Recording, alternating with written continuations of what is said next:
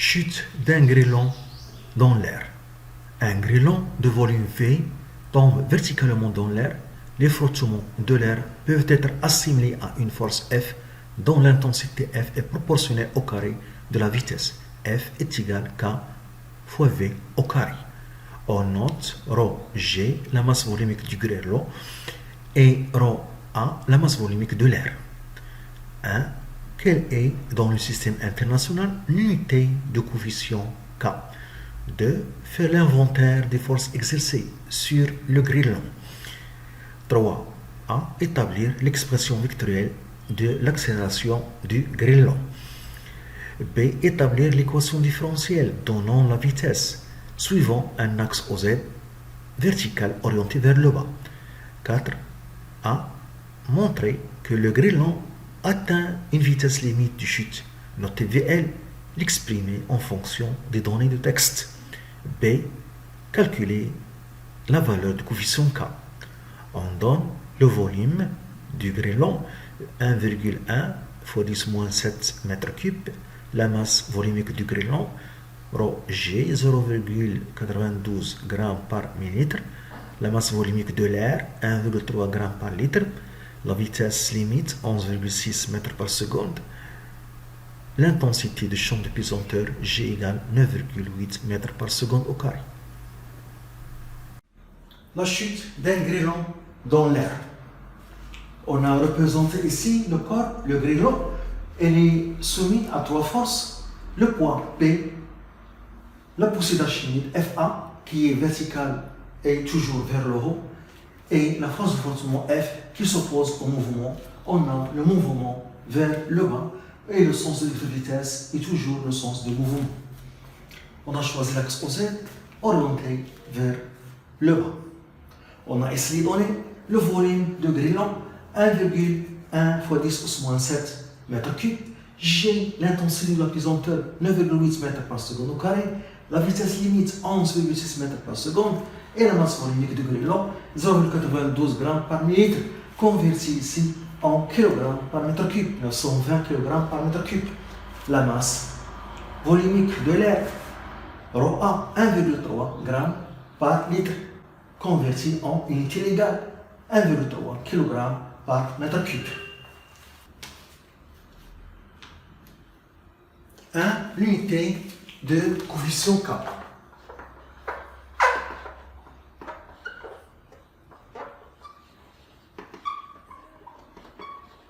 De coefficient K.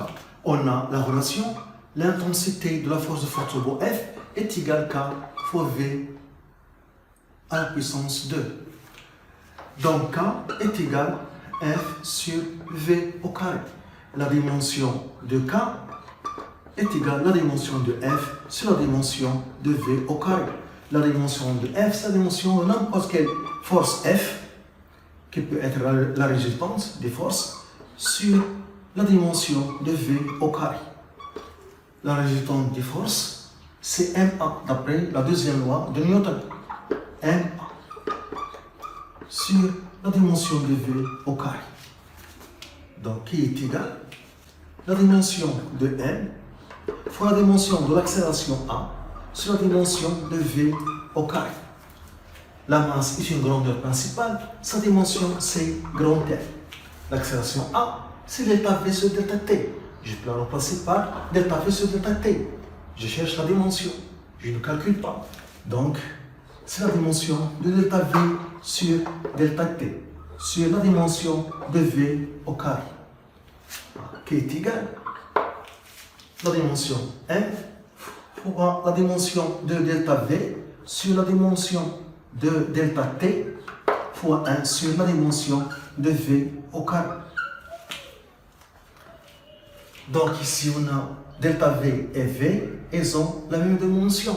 Et la dimension du temps c'est grand T. Donc c'est égal M, grand M sur grand T fois 1 sur la dimension de V. La vitesse V. Donc je vais utiliser n'importe quelle relation correcte. Je cherche la dimension ici. Donc V, je peux utiliser une relation simple. La vitesse, c'est la distance sur la durée. Donc elle est égale M sur T, la dimension de K, 1 sur la dimension de D sur la durée T. Donc il est égal à M sur T fois 1 sur la dimension de D sur la dimension de T, qui est égal. La dimension de la distance, c'est la dimension d'une longueur, c'est grand L. La longueur est une grandeur principale. Donc on a M, T, 1 sur L, T. Donc on peut simplifier par T. Donc il reste la dimension de K est égale à la dimension N sur la dimension grand N. Donc K s'exprime en kilogrammes par mètre. La dimension M a pour unité kilogramme, la dimension L a pour unité mètre. Donc l'unité de K, c'est kilogramme par mètre. L'unité de K est kilogramme par mètre.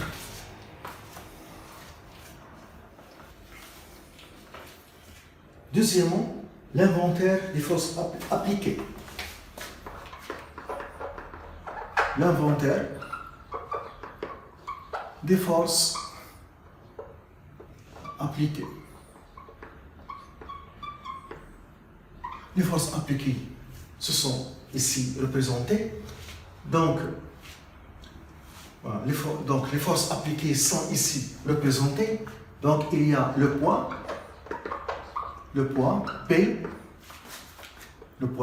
qui est égal à M fois G, K, on utilise le vecteur unitaire K.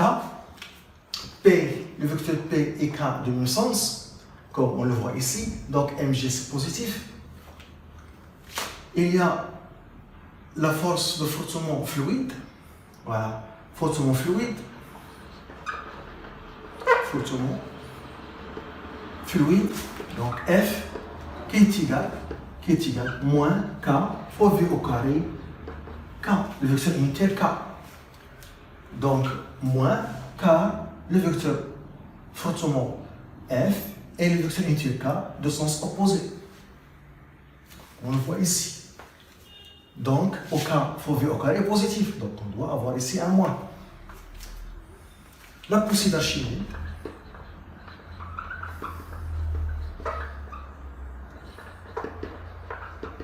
La poussée d'Archimède.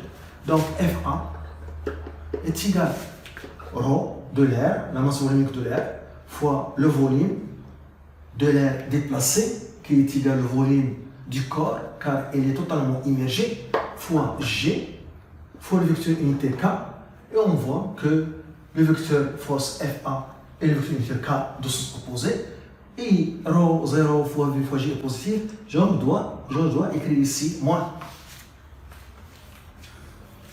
Ce sont les forces appliquées au corps.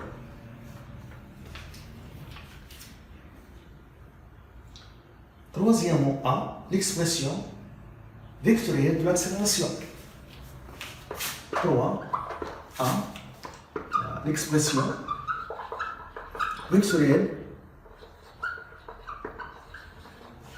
de l'accélération. Donc ici, on applique la deuxième loi de Newton. On applique la deuxième loi de Newton. La somme des forces extérieures appliquées est égale à M à G. On a P plus FA plus petit f, le vecteur force petit f, force de frottement fluide, est égal à M à G. Et je remplace chaque vecteur force par son expression ici. Donc, M fois G, K, moins ρ A, la masse volumique de l'air, du fluide, fois le volume de corps qui est égal au volume de l'air déplacé, fois GK, moins K V au carré, vecteur unitaire K, est égal à M à G.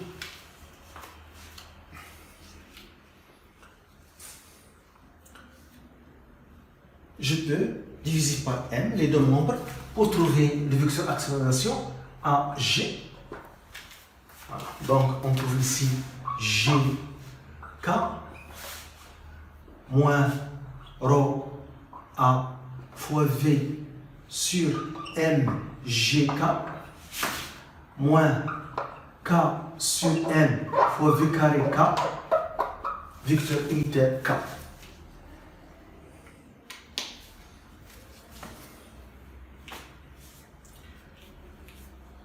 Donc, je peux ici factoriser par G et par le vecteur unitaire K.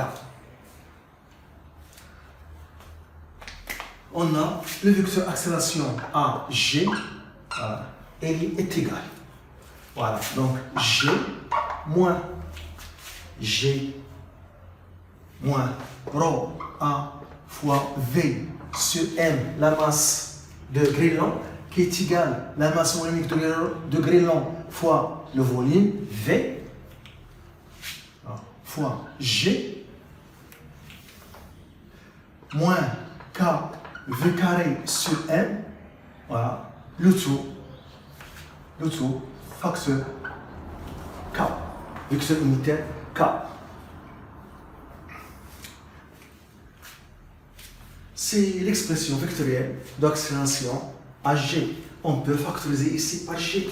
Donc, AG est égal, voilà, elle est égale à G facteur de 1 moins, et je simplifie par V, rho de l'air sur rho de corps, de grêlon, rho G, voilà, moins K fois V carré sur M, le tout, vecteur unitaire K.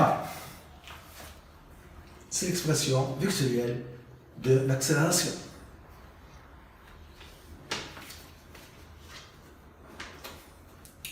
B, l'équation différentielle. B, l'équation différentielle. Donc, on a ici AG. AG, c'est AZK. AZ, pour le vecteur unitaire K. AZ, c'est la coordonnée de vecteur accélération AG, qui est égal à G facteur de 1 moins rho A sur rho de grêlon moins K sur N fois V au carré, le tout, vecteur unitaire K. Je simplifie par le vecteur unitaire K. Donc A, Z, c'est G, 1 moins la masse volumique de l'air sur la masse volumique de grêlon moins K sur M fois V au carré. Et à Z, l'accélération, c'est dvz sur dt, ou bien dv sur dt. Donc, est égal G, 1 moins rho de l'air, la masse volumique de l'air, sur la masse volumique de grêlon, voilà, moins K sur M, V au carré.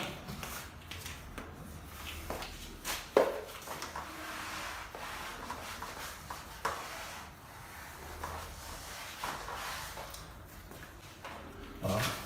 Que je peux l'écrire de toute façon, dv sur dt plus K sur M, V au carré est égal à G, facteur de 1 moins la masse volumique de l'air sur la masse volumique de grêlon. Voilà, c'est l'équation différentielle du mouvement.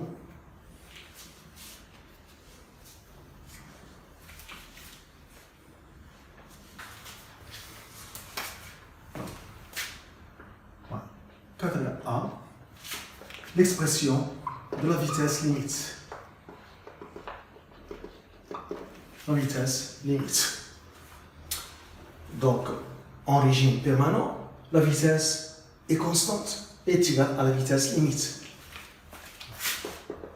En régime permanent,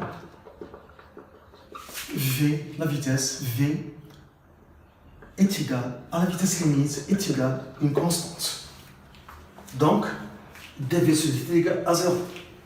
Donc, la dérivée dv sur dt est égale à 0. Donc, en remplaçant dv sur dt par 0, on remplace aussi v par vl. Donc, 0 plus K sur N VL au carré est égal à G facteur de 1 moins la masse volumique de l'air sur la masse volumique de grêle.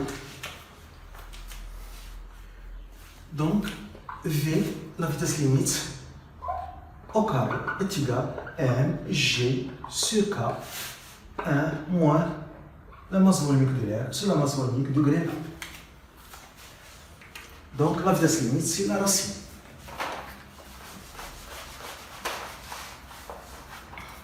Donc, l'expression de la vitesse limite, l'expression, c'est la racine mg sur K, 1 moins la masse volumique de l'air sur la masse volumique de grêle.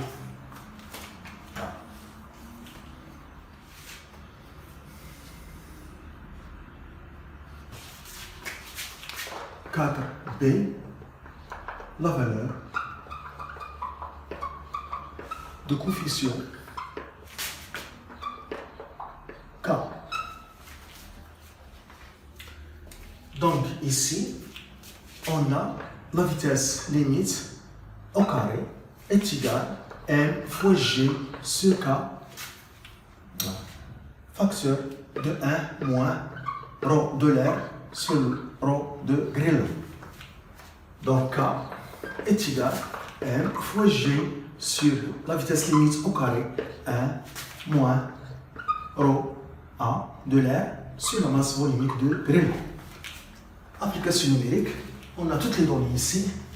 Donc K est égal à la masse de grêle n'est pas donnée, mais on a donné le volume et la masse volumique. Donc on peut calculer la masse. Donc c'est ρ de grêle fois le volume fois g sur la vitesse limite au carré 1 moins la masse volumique de l'air sur la masse volumique de grêle. K est égal. Donc en utilisant les unités légales, donc 920 1,1 10 au moins 7 G 9,8 sur 11,6 au carré fois 1 moins 1,3 sur 920. Voilà. Donc on trouve